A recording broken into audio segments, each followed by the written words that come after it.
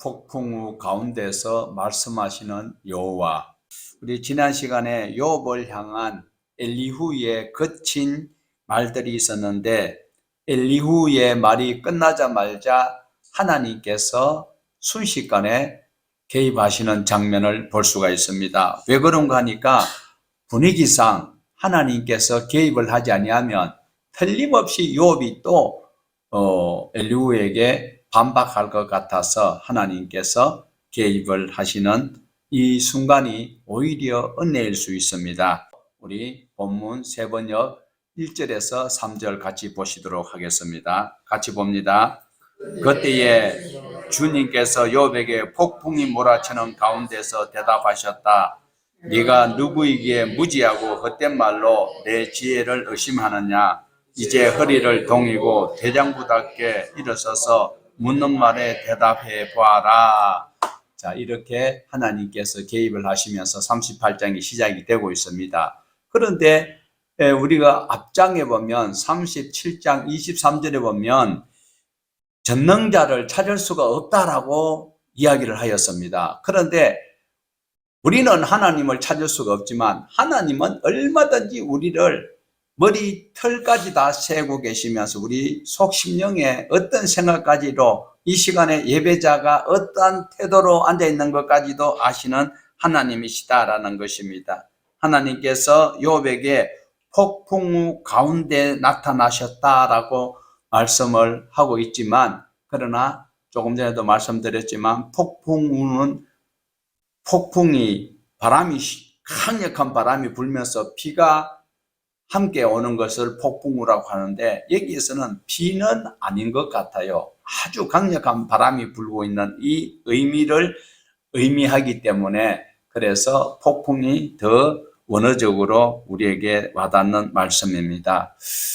회오리 바람, 강력한 회오리 바람, 토네이토처럼. 자, 그러면 여기서 폭풍이 회오리 바람처럼 하면 회오리 바람이 뭐 그렇게 대단하냐 이래 싶지만, 우리 성경에 보면 회오리 바람으로 사람을 들어 올려서 하나님께서 데려가신 분이 있을 정도로 강력한 바람이 부는 데서 말씀을 하셨다라는 것입니다. 그러면 폭풍우 가운데서 말씀하셨다라는 이 말씀은 바로 인간과 하나님은 다르다라는 것을 말씀하고 있습니다. 네가 누구이기에 무지하고 헛된 말로 내 지혜를 의심하느냐.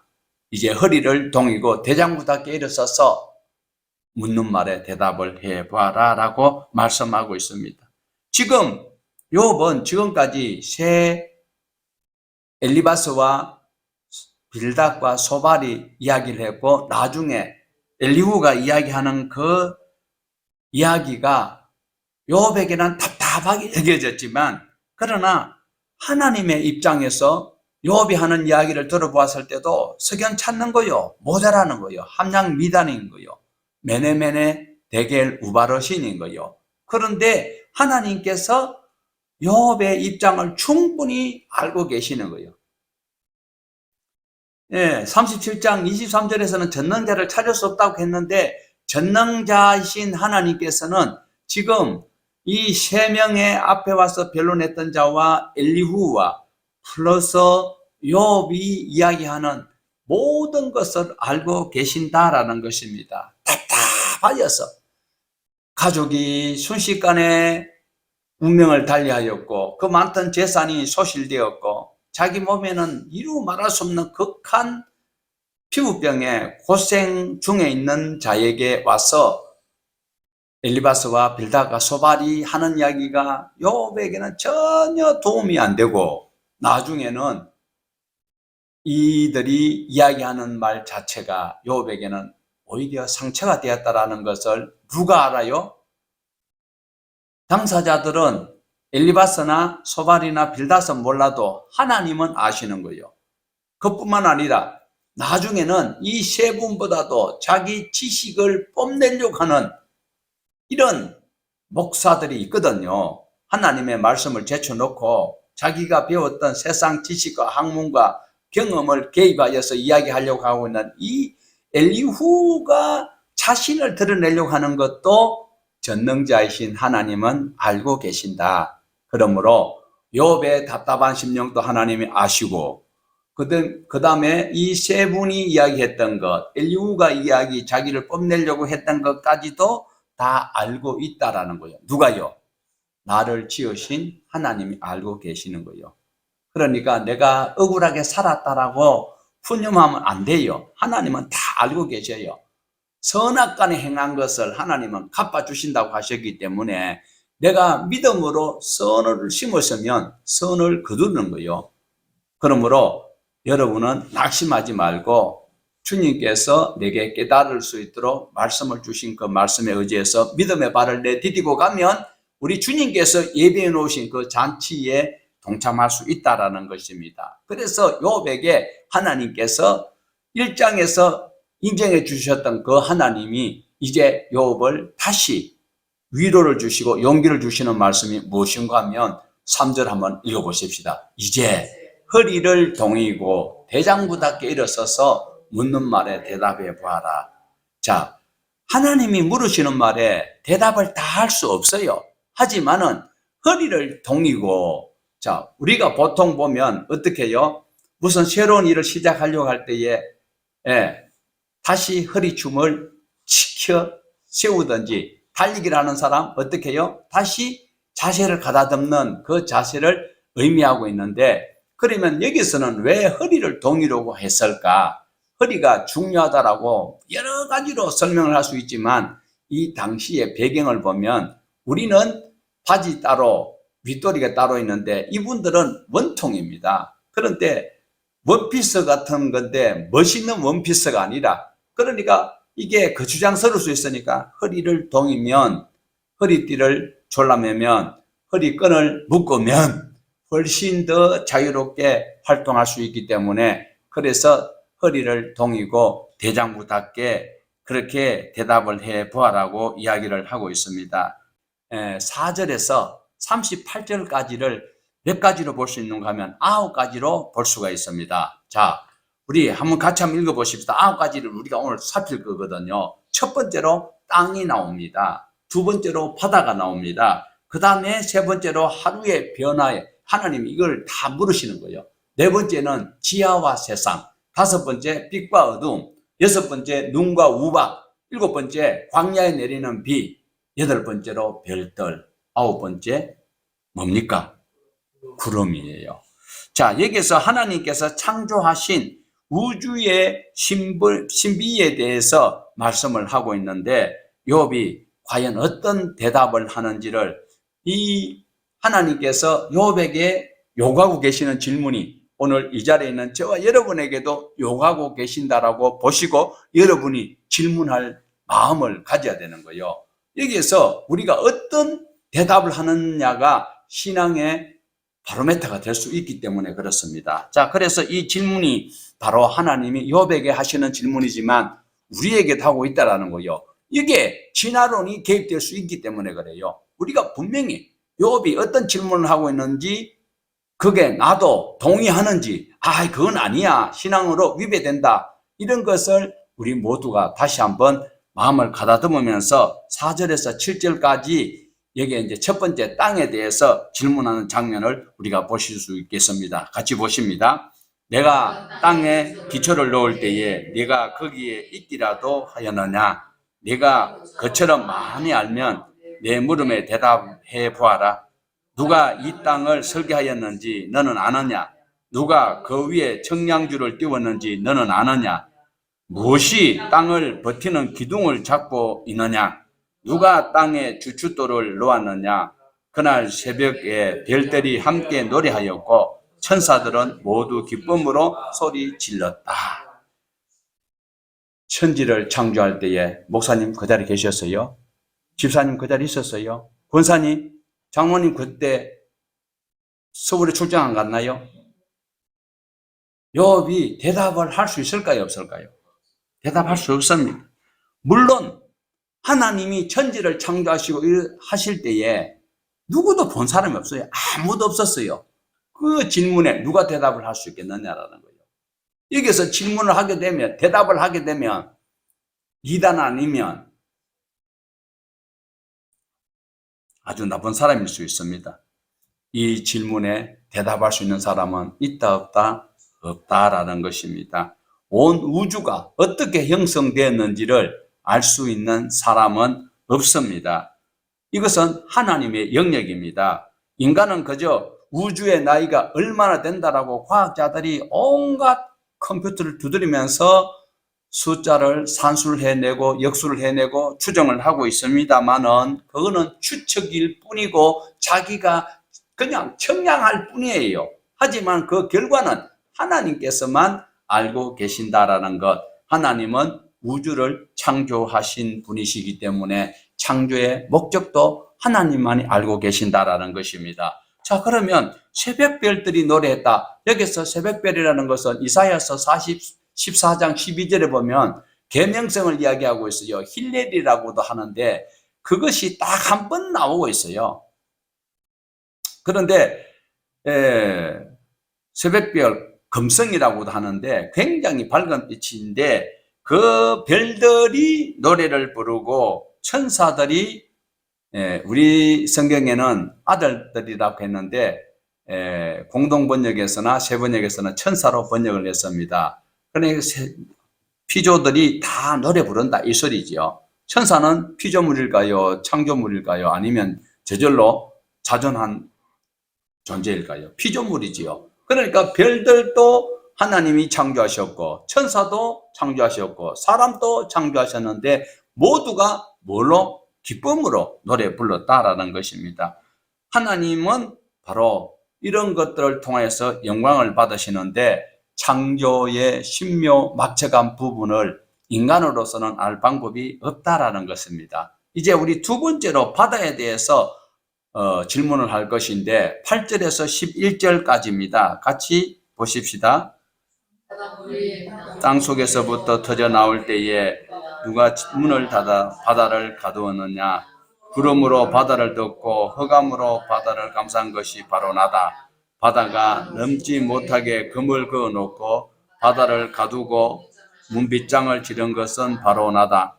여기까지 와도 된다. 그러나 더 넘어서지는 말아라. 도도한 물결을 여기에서 멈추어라 하고 바다에게 명한 것은 바로 나다. 바다를 창조하신 분이 누구다고요? 바닷물이 지금과 같이 모여 있도록 하신 분도 하나님이시고 파도의 크기도 정하시는 분이 하나님이시다라는 것입니다. 그러한 일들을 하나님이 파도를 치게 하시고 그 다음에 바닷물이 경계를 넘지 못하도록 하는데 여기에 인간이 가담을 하였을까요? 아니하였을까요? 인간은 태풍이 휘몰아치는 바다 가운데 있으면서도 어쩔 줄 몰라하고 아무 말 할 수 없는 그런 연약한 존재입니다. 우리 마가복음에 보면 예수님하고 제자들이 같이 배를 타고 가는데도 불구하고 주님이 옆에 계시는데도 그들은 물이 막 들어오고 풍랑이 치니까 어쩔 줄 몰라하고 있다라는. 주님 옆에 계시는데도, 주님의 제자인데도 오늘 우리가 이 땅에서 살아가면서 자기가 큰 소리 칠 수 있는 사람은 아무도 없다라는 것입니다. 그리고 이제 세 번째로 우리가 보아야 될 것은 하루의 변화, 하루 24시간이 어떻게 변하는지 12절에서 15절입니다. 지금까지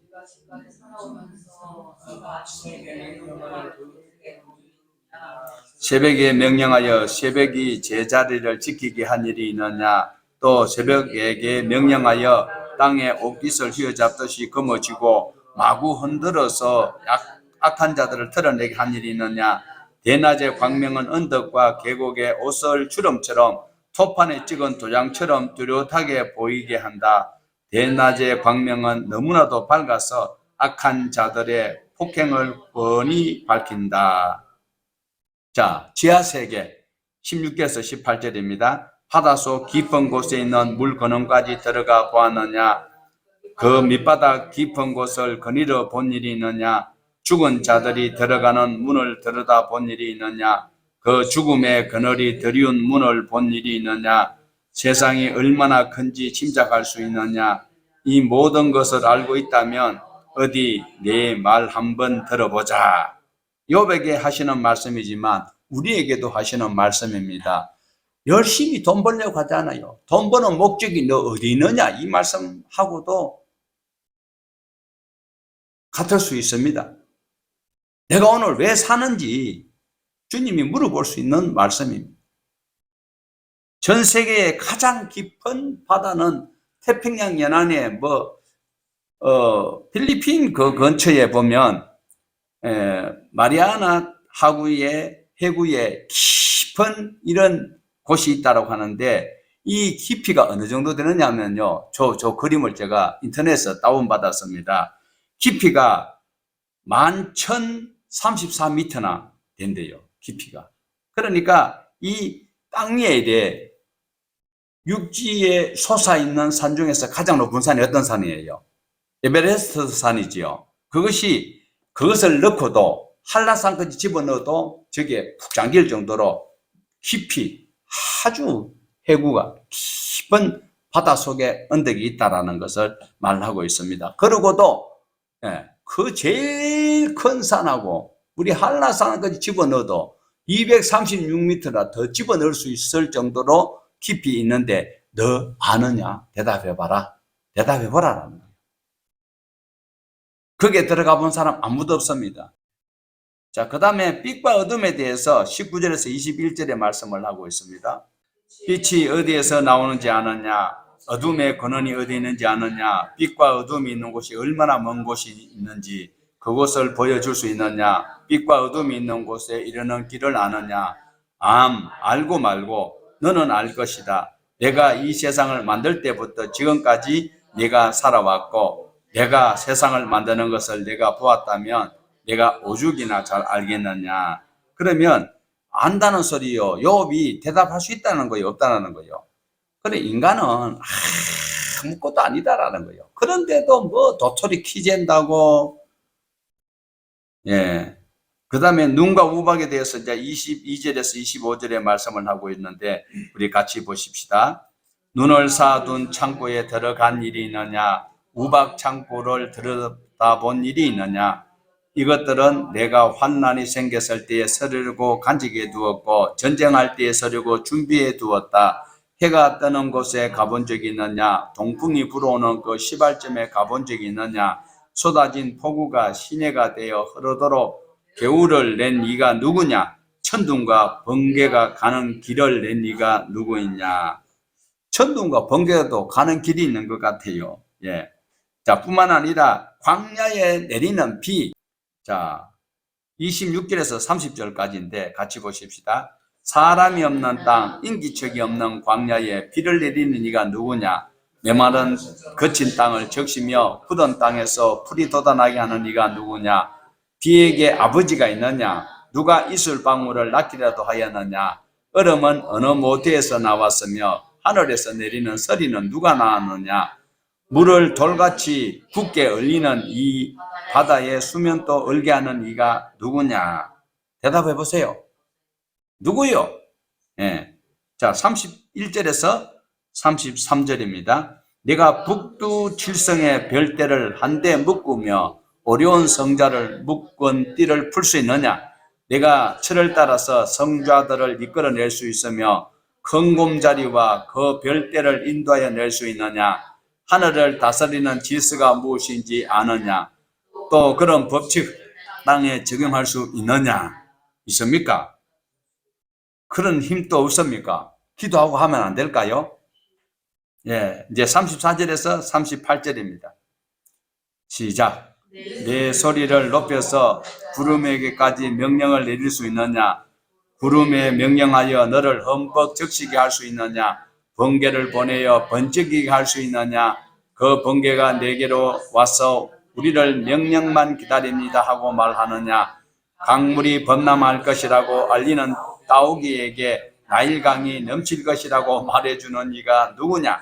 비가 오기 전에 우는 수탉에게 비가 온다고 말해주는 이가 누구냐? 누가 구름을 셀 만큼 지혜로우냐?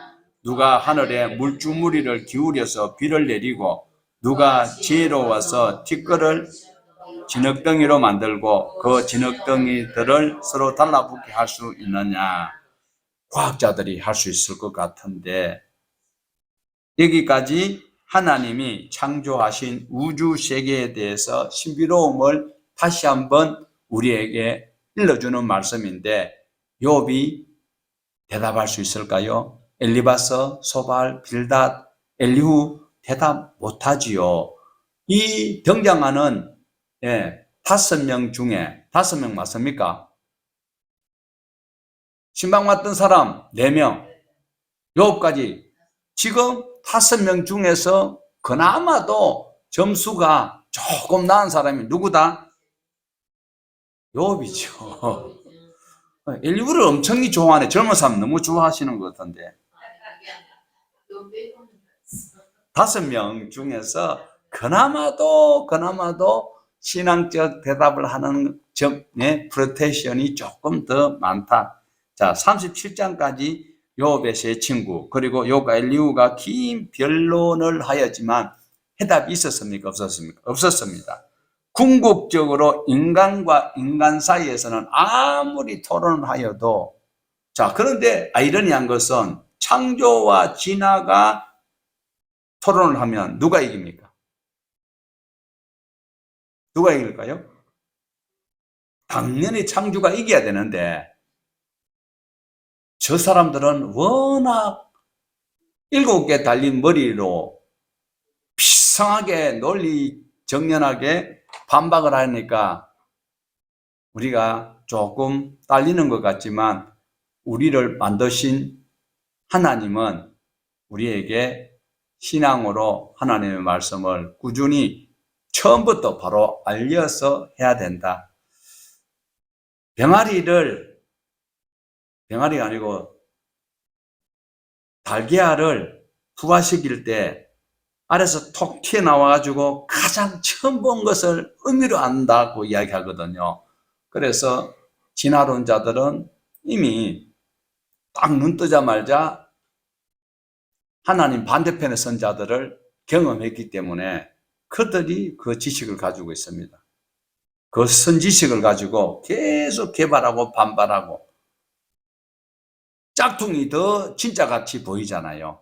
그래서 하나님을 대적하는 자들이 이 땅 위에는 훨씬 더 많습니다. 그래서 먼저 믿는 저와 여러분이 욥처럼 이렇게 공격을 당해도 결국은 하나님께서 힘을 주시는 거거든요. 그래서 우리가 하나님의 말씀 안에서 바로 살펴봐야 되는데, 중요한 것은 인간과 인간끼리 아무리 변론을 해도 대답은 나올 수가 없다라는 것 우리에게 꼭 알려주고 있는 말씀입니다. 하나님께서 일을 하실 때는 꼭 사람을 통해서 일하시기 때문에 저와 여러분이 성령으로 충만하여 하나님의 말씀을 차근차근 구체적으로 배워서 그 모든 생활에 적용한다면 하나님은 분명히 말씀하시고 실행하시는 하나님이시라 우리에게 귀한 능력을 행할 수 있도록 해주시는 것을 믿으시기를 바랍니다. 그래서 오늘 이제 38장에서 41장까지 포함되는 말씀인데, 하나님께서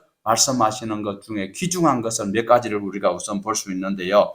오늘은 욥에게 직접 들려주시는 말씀이기 때문에 우리가 다시 한번 보셔야 될 것은요, 하나님께서 사람을 통해서 일을 하십니다. 그런데 많은 사람들이 함께 할 수 있도록 또 은혜를 주시지만, 특별히 한 사람에게 샘플로 주시는 그런 은혜도 있다라는 겁니다. 그러니까 오늘 욥에게 하나님께서 특별히 말씀을 하시는데, 욥만 누리는 것이 아니라 욥에게 하시는 말씀이 오늘 우리에게도 나타날 수 있다라는 것을 볼 수 있기를 원합니다. 자, 구약에서는 주로 하나님께서 처음에 누구를 통해서 말씀하셨을까요?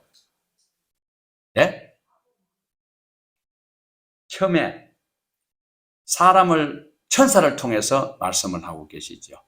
그러니까 아브라함이 앉아 있는데 소돔과 고모라를 멸망하러 갈 때 누가 나타났어요? 아브라함이 나타났어요. 아브라함에게 할 말 없죠? 천사가 나타났어요. 그러니까 처음에는 천사로 나타났었다라는 것입니다. 그리고 나중에는 이제 욥에게는 하나님께서 직접 말씀하시는 거예요. 그러니까 대단하지요. 욥은 특혜를 받았습니다. 저와 여러분에게는 뭘 하나님이 주셨어요? 십계명을 우리에게 주셨습니다. 왜냐하면 그 십계명은 우리에게 소중해요. 그냥 아이고 그 유대인들이나 섬기는 것이지 우리하고 무슨 상관이 있느냐. 어떤 물건이 있으면요 여러 개 있으면 소중해요. 딱 하나만 있으면 그것이 희귀한 것이라서 소중한가요? 하나만 있으면 소중한 것이죠. 십계명이 우리에게 소중해요? 안 소중해요? 왜 소중해요? 한 말씀 해보세요. 네, 또 십계명이 왜 우리에게 소중해요?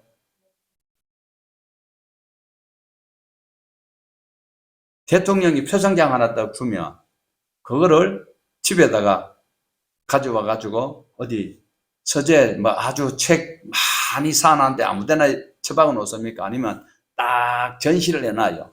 누가 오면 자랑하려고 붙여놔. 십계명은요 하나님이 직접 손수 기록을 해서 우리에게 주신 거예요. 그럼 귀중해요, 안 귀중해요? 지금까지 그렇게 안 여겼잖아요. 십계명 그거 다 외우려고 하면 골치 아프고 아이고 출애굽기 20장 신명기 5장 이하고 말았잖아. 그런데 하나님께서 요압에게 말씀하셨기 때문에 중요하듯이 십계명도 하나님이 직접 손수 기록하여서 우리에게 주셨어요. 처음에는 천사들을 통해서 하다가 나중에는 하나님께서 사람을 통하여서 이제 복음을 전가할 수 있도록 했습니다. 그래서 오늘 또 요압 한 사람에게 주시는 이 말씀이 귀한 말씀이 아닐 수가 없습니다. 우리가 보았던 욥기가 1장에서 42장까지 지루하게 여겨지지만 이것이 소중하다니까요. 하나님께서 욥에게 말씀하시거든요. 천사를 통해서 말씀하시는 것이 아니고 하나님께서 욥에게 말씀을 하시는 것이기에 귀중하다라는 것입니다. 자, 그러면 요단강을 건널 때에 여호수아가 건너갈 때는 많은 사람이 건너갔잖아요. 많은 사람이 건너갔습니다. 요단강을 건넌 사람이 여러 명 있어요. 자, 첫 번째로 요단강을 건너간 사람은 모세다. 2번 여호수아다. 3번 이마선 목사다. 여호수아가 먼저 건너갔지요. 많은 사람이 건너갔습니다. 그 다음에 두 사람이 건너간 적이 있는데 두 사람이 요단강 건너가는 거 혹시 누구예요? 엘리야와 엘리사가 옷을 막 치면서 건너갔습니다. 그 다음에 한 사람이 건너간 사람이 있어요. 누구예요? 여호수아 때는 많은 이스라엘 백성들이 다 건너갔어. 젖과 꿀이 흐르는 땅을 다 건너갔어요. 제사장들이 벗개를 메고 건너갈 때 물이 쫙 갈라져서 다 건너갔어. 그런데 이번에는 두 사람이 건너가더만 이번에는 한 사람이 건너가서 누구예요? 엘리사. 예. 엘리사가 첫 번째, 두 번째 건너가고 난 다음에 회리 바람이 휙 불어가지고 자, 엘리야가 회리 바람을 타고 올라갔다. 아니면 구름을 타고 올라갔다. 아니면 회리 바람이 들려서 올라갔다. 우리 성경에는 들려서 올라갔다라고 되어 있어요. 그런데 우리는 타고 갔다고 해도 지옥은 안 갑니다. 자, 어쨌든 엘리야가 올라가 버렸어요. 그리고 엘리야의 떨어진 옷을 주워가지고 엘리사가 요단강물을 치니까 요단이 갈라져서 혼자 건너갔다라는 것입니다. 자, 이렇게 혼자서도 하는 것도 귀중하고 둘 하는 것도 귀중한데 하나님께서 직접 경험할 수 있도록 해주시는 것이 매우 소중합니다. 저와 여러분에게 이 성경 66권이 기록이 되어서 우리에게 넘겨져 있다는 것이 너무너무 소중하다라는 거예요. 많은 사람들이, 많은 유명한 목사들이 큰 교회에서 설교를 막 하는데 그 설교가 우리를 구원하는 것이 아니고 성경에 기록되어 있는 하나님께서 하라고 하시는 그 계명대로 우리가 살아갈 때에 송이굴보다 더 달달하는 소리가 나올 수 있는 은혜를 우리에게 하나님께서 직접 주시는 거예요. 십계명은 하나님이 손수 기록하여 주셨어요. 그러니까 다른 어떤 세상의 예화나 다양한 어떤 인문학이나 심리학이나 이런 것을 가지고 여러분 심령을 위로해주고 눈물을 쏙 빼게 했다가 웃음을 나게 해주는 그런 말이 우리를 구원에 도달하게 하는 것이 아니라 기록되어 있는 이 말씀이 바로 우리에게 생명의 양약이 된다. 욥에게 하셨던 하나님이 오늘 우리에게도 주신 이 말씀이 소중하다라는 것을 우리에게 일러주고 있습니다. 욥은 하루아침에 재산을 다 잃었습니다. 사랑하는 자녀 10명도 잃어버렸습니다. 그리고 아주 고약한 피부병에 걸려서 괴로운 중에 있습니다. 그러나 그 친구들이 와가지고 한마디도 위로가 안 되는 말로 자기를 오히려 더 난도질하고 있지만 하나님께서는 그 사람들이 난도질하는 말도 알고 있었고 엘리후가 자기 지식을 뽐내려고 하는 것도 하나님 알고 계시고 결국은 하나님께서 욥을 위로해주고 계신다라는 것입니다. 우리도 욥처럼 믿음으로 살려고 하는데 신앙으로 살려고 하는데 경제적으로 그리고 건강도 어느 세월이 흘러서 벌써 내가 이렇게 됐나 싶고 앉았다가 일어날 때에 노래보다도 신음소리가 더 많은 것이 우리에게 계급장으로 들려지고 있지만 하나님 우리가 찾잖아요. 그런데 무릎이 아픈데 일어설 때 아이고 일어설 때 하나님 앞에 원망하면 안 되고 내가 살아온 과정의 계급장이고 이제 주님 앞에 더 가까이 갈 확신이 내게 있는 것으로 우리는 감사해야 될 것입니다. 원망하거나 내 삶을 원망하거나 핑계대지 말고 불평하지 말고 하나님 앞에 끝까지 말씀하옵소서 종이 듣겠습니다. 이 각오가 있을 때 욥보다 우리는 훨씬 더 낫습니다. 욥은 너무 괴로우니까 자기 생일을 저주한 적도 있었어요. 그러다가 결국은 책망 섞인 하나님의 말씀을 듣지만 그래도 5명 중에서 욥이 가장 성적이 좋다라는 것을 우리에게 보여주고 있습니다. 우리는 성경을 읽을 때에 하나님의 심정과 그리고 말씀을 들을 때에 하나님의 음성을 듣게 된다면 우리 삶은 아주 선명하게 세상에 어떤 이웃집이 잘 되고 이웃집에 어떤 특혜가 있고 나는 없다 손 치더라도 좌절하지 아니하고 극복할 수 있는 은혜가 바로 하나님의 말씀을 바로 한다면 그 결과를 알기에 절대로 낙심하지 않는다라는 것입니다. 우리가 소설을 읽을 때에 소설은 여기에 해당이 안 되는 거지만 비유를 하자면 어떤 암행어사가 나와요. 암행어사 옷은 다 떨어졌어요. 그런데 그 고을의 원님 옷은 비단으로 아주 아름다운 옷을 입고 있잖아요. 그렇지만 우리는 누구를 더 응원하고 있어요? 다 떨어진 옷 입은 암행어사가 이제 원성증악을 할 것이니까 그 결과를 우리 기대하듯이 오늘 저와 여러분은 하나님의 형상이 회복될 수 있는 유일한 방법은 하나님의 말씀을 기뻐하는 것이고 하나님의 말씀 들은 대로 그대로 살아가는 그 사람을 통하여서 하나님이 나는 너희를 통하여서 영광을 받고 너희들이 복받는 것은 내가 너희들에게 혜택을 주는 것을 다른 사람들이 다 알고 나를 섬기도록 원한다라는 것이 바로 저와 여러분이 이 땅에 태어난 존재입니다. 돈 많이 벌고 유명세 타는 것이 중요한 것이 절대로 아니다라는 거예요. 하나님의 이름을 드러내고 제사장 사명을 감당하는 거예요. 저와 여러분은 만인 제사장입니다. 그 사명 감당하기 위해서는 오늘 또 어떤 논리에 휩쓸리지 말고 좌절하지 말고 주의 말씀을 향하여서 믿음의 발을 내디디는 우리 모두 되기를 주님의 이름으로 축복합니다.